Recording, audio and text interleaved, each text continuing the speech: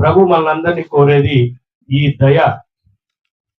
మనము కరుణ కలిగి, మనకు కూడా కనికరము కలిగి ప్రభు వలె ఉండాలంటే మొట్టమొదటి మనలో క్షమించేటువంటి గుణం ఉండాలి. రెండవది దయ చూపించటం. మనము దయ చూపించడం, ఇది చాలా ముఖ్యమైనటువంటి. క్షమించటం ఏ విధంగా ముఖ్యమైనటువంటిదో దయను కలిగి ఉండటం కూడా చాలా ముఖ్యం. ఆపదలు ఉన్నవారు, అవసరంలో ఉన్న వారికి మనము చెడు కలిగించకూడదు. మనము ఎప్పుడు చెడును ఆశపరచకూడదు. మనము కూడా, మనకు తెలుసు, ఒక క్రీస్తు ప్రభు చెప్పినటువంటిదే. ఒకడు ఒక యజమాని దగ్గర అప్పు చేసి అప్పు చెల్లించకుండా ప్రాధేయపడినప్పుడు ఆ యజమాని ఏం చేశాడు? క్షమించాడు, దయ కలిగి దయను చూపించాడు. మరి అదే సేవకుడు తోటి సేవకుడి మీద ఏం చేశాడు? చెరసాలలో వేయించాడు, దయ చూపించాడు. మనం కూడా అంతే. మనం ఒకరి దగ్గర అప్పు తీసుకుంటాం, మనం ఒకసారి అప్పులు ఇస్తాం, ఏదో సహాయం చేస్తాం, కానీ వాళ్ళ పరిస్థితిని మనం అర్థం చేసుకోం. వాళ్ళు కట్టే పరిస్థితిలో ఉన్నారా, వాళ్ళకి స్తోమత ఉందా అని ఏకొచ్చిన ఇంకితమైనటువంటి జ్ఞానం లేకుండా మనం ఇతరులను ఎంత ఇబ్బంది పెడతామో ఒకసారి ఆలోచించి. అందుకనే ప్రభు చెప్తున్నాడు, మనము దయ చూపించాలి. అందుకనే ప్రభు ఈరోజు చెప్తూ ఉన్నాడు, నీకు దయ కావాలంటే దయామయులు ధన్యులు, వారు దయను పొందుతారు. మత్తయి సువార్త 5వ అధ్యాయం 7వ వచనంలో ఈ వాక్యాన్ని చదువుతాం.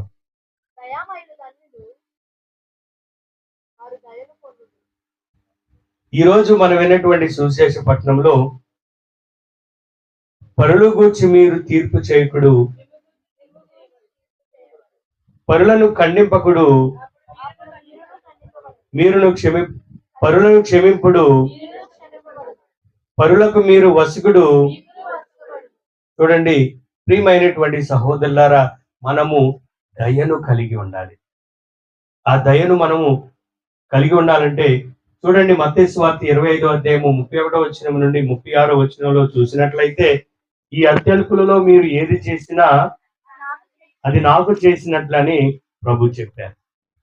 అందుకనే ప్రియమైనటువంటి సహోదరులారా, మనము ఈ రెండు ముఖ్యమైనటువంటి విషయాలను మన దైనందిన జీవితంలో మనం అన్వయించుకుందాం, జీవిద్దాం. మొట్టమొదటిది క్షమించడం, రెండవది దయ చూపించడం, మూడవది సహనం కలిగి ఉండాలి. మనలో ఎవరికి సహనం లేదు, పెద్దలకు లేదు, పిల్లలకు లేదు, ఎవరికి ఇటువంటి సహనం లేదు. ఎస్కేలు గ్రంథము 33వ అధ్యాయము 11వ వచనములో ప్రభు చెప్తూ ఉన్నాడు. ఎస్కేలు గ్రంథము 33వ అధ్యాయము 11వ వచనం, సజీవుడను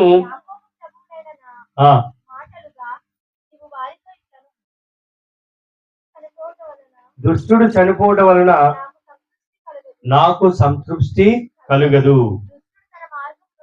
దుష్టుడు తన మార్గము నుండి వెనుకకు మరలి బ్రతుకుట వలన సంతోషము కలుగుతుందని ప్రభు చెప్తున్నాడు. చూడండి ప్రభు ఎంత సహనం కలిగి ఉన్నాడు.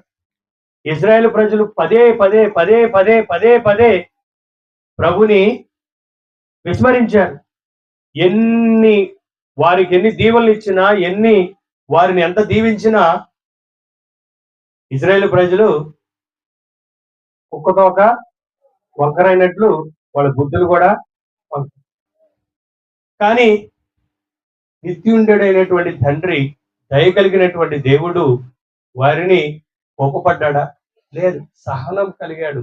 ఎంత ఓర్పు అంటే, ఎంత సహనం అంటే బాబోయ్, మనము మాటల్లో వర్ణించలేము. మరి అటువంటి సహనం నాకుందా? ఇంకా చాలా మనం చెప్పుకోవచ్చు. కానీ ప్రియమైనటువంటి సహోదరులారా, మనము సహనం కలిగి జీవించాలి. మరి అటువంటి సహనాన్ని ప్రభు మనకు దయచేయమని ప్రార్థన చేయాలి. నాలుగవది, మన తోటి వారిని మనము అర్థం చేసుకోవాలి. తోటి వారిని అర్థం చేసుకోవాలి. ఎంతవరకు అర్థం చేసుకుంటున్నామా? నేను బలహీనున్నే, నాలో తప్పులు ఉన్నాయి, నేను కూడా అనేకమైనటువంటి విషయాలలో తప్పుడు అడుగులు వేశాను. కానీ నా తోటి వారు ఏదైనా చేస్తే మనము సహించు. అందుకని ప్రియమైనటువంటి సహోదరులారా, లేవికాండం 19:17 ప్రభు చెప్తున్నాడు, పొరుగు వారిని మీద ద్వేషము పెట్టుకొనము,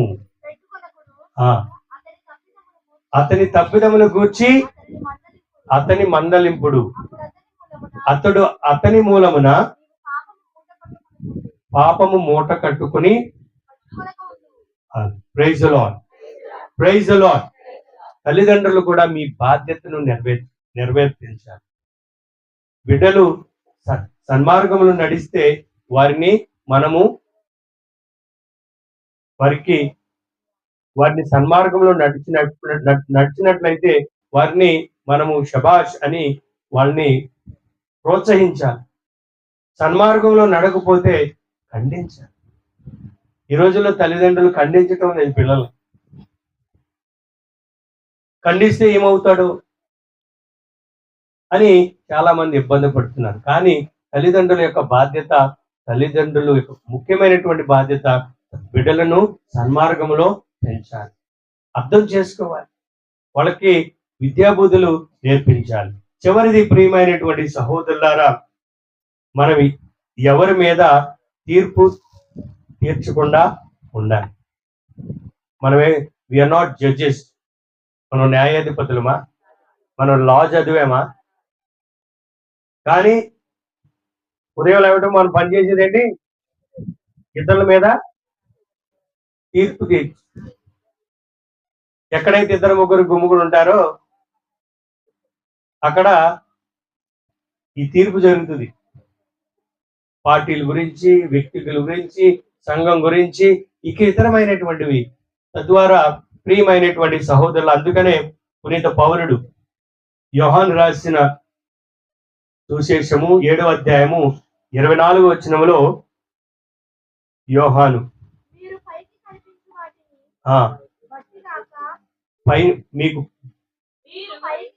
మీకు పైకి కనిపించినటువంటి వ్యక్తులు కాకుండా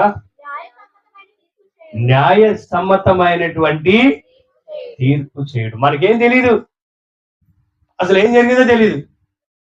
ఎవరో వచ్చి చెవులు ఊతారు, ఇక మనం తట్టుకోలేం. ఆ కడుపు ఉప్పుపోయినప్పుడు ఎవరంటారా బాబు, ఎక్కడికో అక్కడ కక్కాలి కదా. ఇక మనం ఏది తెలుసుకోకుండా సాటింపేస్తాం, పత్రాలు చదువుతాం.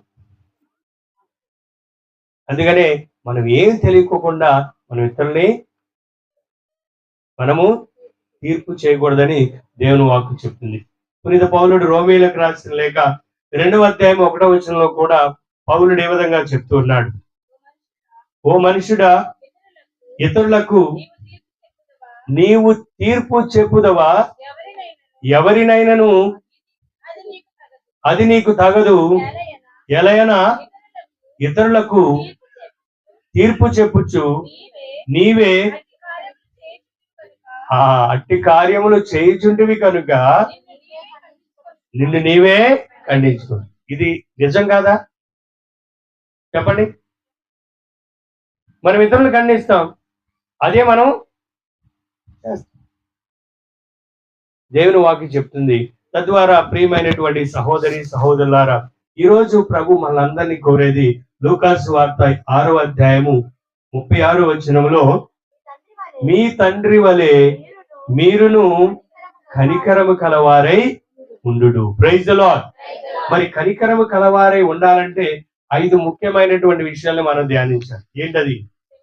మొట్టమొదటిది క్షమించండి. ఈ క్షమాపణలో 3 ముఖ్యమైనటువంటివి ఉన్నాయి. మొట్టమొదటిది మళ్ళీ మనము క్షమించుకోవాలి. రెండవది ఎదురు క్షమించమని అడగాలి. మూడవది మనము ఇతరుల్ని క్షమించాలి. చాలా ముఖ్యమైనటువంటిది ఈ క్షమాపణ. క్షమించినటువంటి వారు దేవుని యొక్క తీర్పునికి లోనవుతారు. రెండవది దయ చూపించాలి. దయను కలిగి ఉండాలి. పెద్దల యందు, చిన్నపిల్లల యందు, వృద్ధుల యందు, సంఘంలో ఎవరైనా ఇబ్బందులు పడుతున్నారు, ఈ సంఘంలో ఇద్దరు ఇంకే అనేకమైన జరిగినప్పుడు మనము దయ చూపించాలి. మూడవది సహనం కలిగి ఉండాలి. ప్రతి ఒక్కరు నేర్చుకోవాలి. ప్రభు ఎంత సహనశీలుడో మనము కూడా ఒకరి పట్ల ఒకరము సహనం కలిగి ఉండాలి. నాలుగవది తోటి వారిని అర్థం చేసుకోవాలి. నీ భర్తను అర్థం చేసుకుంటున్నావా? పిల్లల్ని అర్థం చేసుకుంటున్నారా? చివరిగా ఇతరుల మీద తీర్పు తీర్చు. ఈ 5 ముఖ్యమైనటువంటివి మనము జీవితంలో మనం పాటిస్తే తప్పనిసరిగా ప్రభు ఏ విధంగా అయితే కరుణామయుడు, మనము కూడా ఒకరి పట్ల ఒకరము కనికరము కలిగి జీవిస్తాం. Praise the lord.